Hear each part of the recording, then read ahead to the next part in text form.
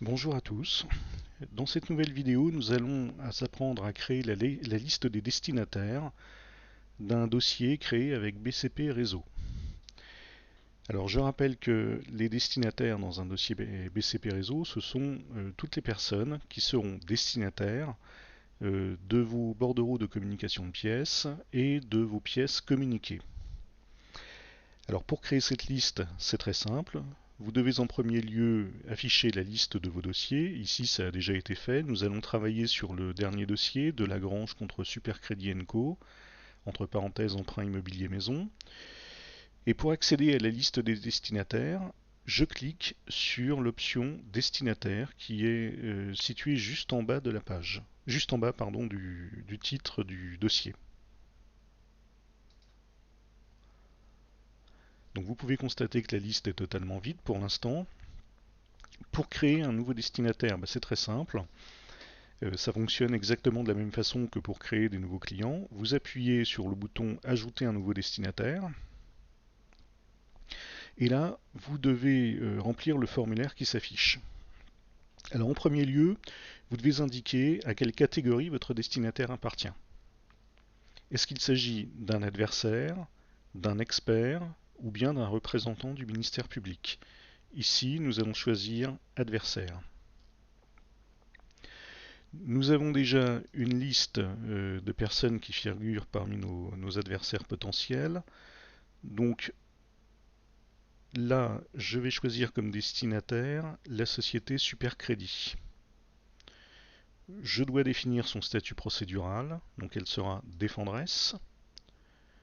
Je dois indiquer si elle a un représentant légal, c'est pas le cas, et je dois indiquer le nom de son avocat. Alors, dans la liste, j'ai déjà deux avocats qui n'existent pas, je vous le précise tout de suite.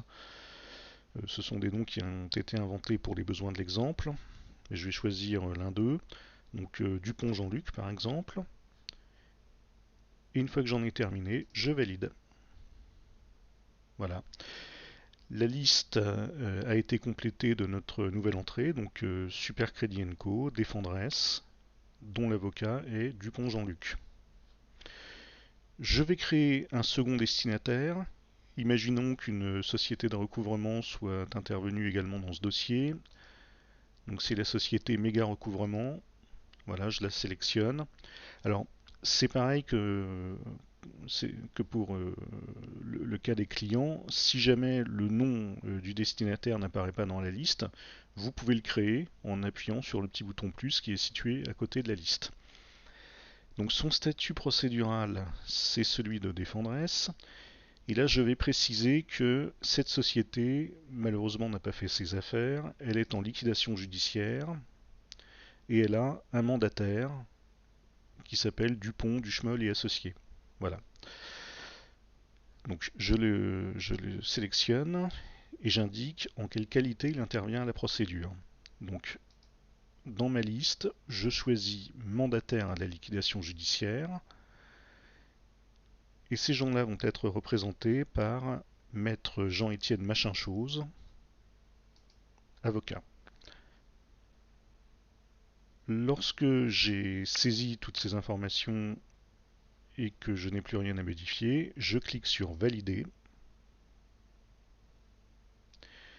Et je peux constater que désormais, la société Méca Recouvrement apparaît également dans la liste des destinataires avec des indications la concernant, donc son statut procédural défendresse, mandataire à la liquidation judiciaire Dupont, Duchemol et Associés, avocat, machin chose Jean-Étienne.